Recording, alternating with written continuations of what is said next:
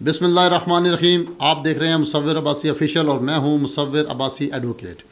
کچھ دن پہلے ایک ویڈیو ولاگ میں نے کیا تھا جس کے اندر میں نے بڑی تفصیل سے جسٹس وقاص رؤوف صاحب نے ایک خلا کے کیس میں ایک پیراگراف کو کوٹ کرتے ہوئے قادیانیوں کو جو ہے وہ مسلمانوں کا ایک فرقہ قرار دیا تھا۔ بیسیکلی وہ انہوں نے ایک کتاب کا ریفرنس لیا تھا جو کتاب 60s کی دہائی کے اندر لکھی گئی، جس کے مصنف عزیز احمد سن 1978 میں وفات پا گئے۔ اس وقت جب تک پاکستان کے آئین کے اندر قادیانی اور احمدی گروپ کو نان مسلم قرار نہیں دیا گیا تھا، اس سے پہلے ان کو مسلمانوں کا ایک فرقہ ہی سمجھا جاتا تھا، کیونکہ پاکستان کے آئین کے اندر ایسی کوئی چیز موجود نہیں تھی کہ ان کو نان مسلم ڈکلیئر کیا جائے۔ جو فیصلہ خلا کے کیس کے اندر جسٹس وقاص رؤوف صاحب نے دیا تھا، اس کے اندر انہوں نے بڑی ڈیٹیل سے، میں پہلے بھی بتا چکا ہوں کہ قرآنی آیات کا پہلے حوالہ دیا، پھر انہوں نے احادیث مبارکہ کا حوالہ دیا، پھر انہوں نے خلفائے راشدین کا حوالہ دیا، پھر انہوں نے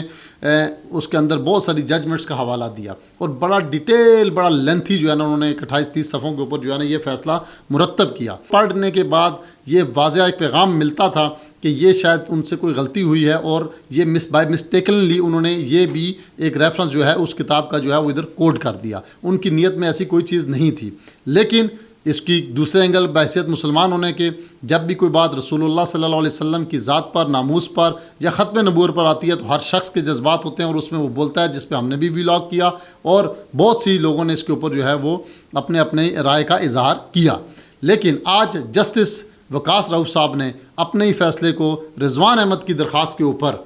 ریویو کرتے ہوئے قادیانیوں کو نان مسلم قرار دیا۔ میں یہ سمجھتا ہوں کہ یہ ان کا ایک انہوں نے بڑے پن کا اور اعلیٰ ظرف کا مظاہرہ کیا ہے۔ غلطی کر کے جو اس پہ قائم رہتا ہے اس کو شیطان کے ساتھ مشابہت دی گئی ہے، اور غلطی کر کے جو اس پہ ندامت کرے اور اس پہ توبہ طائب کرے وہ ایک مومن اور ایک مسلمان کہلاتا ہے۔ انسان کے اوپر بہت ساری پریشانیاں، ٹینشن ہوتی ہے، بعض اوقات انسان نہ چاہتے ہوئے بھی اس کو پتہ بھی نہیں ہوتا، اور اس سے کوئی ایسی غلطی سرزد ہو جاتی ہے جو کہ اس کی نیت اور ارادے میں شامل نہیں ہوتی۔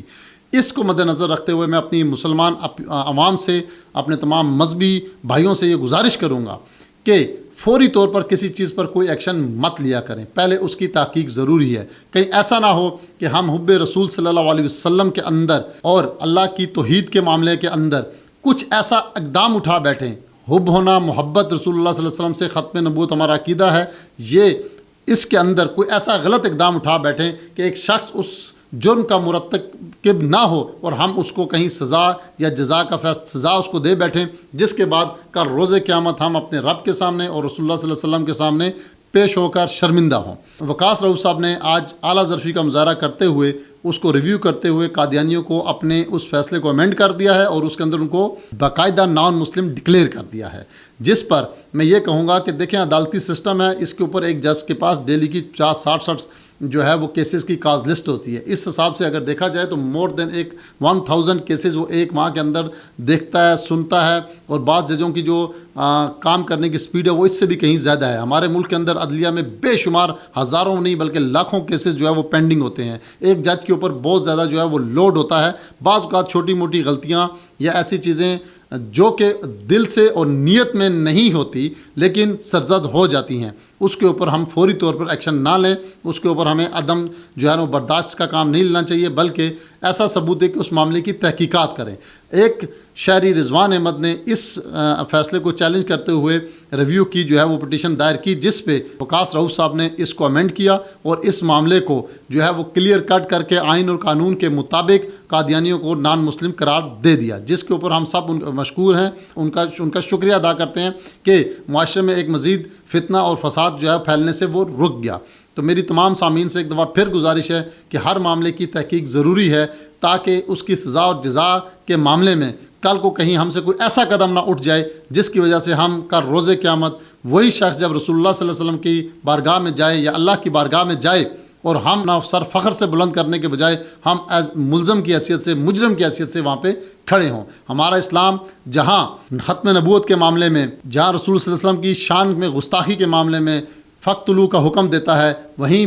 یہ بھی حکم دیتا ہے کہ آپ اگر کوئی غلطی کسی بھی مسلمان سے سرزد ہوتی ہے تو اس کی پہلے تحقیق لازمی کر لیں۔ جب تحقیق مکمل کر لیں اور یہ ثابت ہو جائے کہ وہ شخص غلط ہے تو پھر اس کی سزا کا فیصلہ کریں، بغیر سنے، بغیر کسی دلیل کے کسی شخص کے اوپر اس طرح کیچڑ اٹھال کر ہم کل کو کہیں اللہ اور اللہ کے رسول کے سامنے جو ہے وہ شرمندہ نہ ہوں۔ بہت بہت شکریہ، دیکھتے رہیے مصور عباسی آفیشیل۔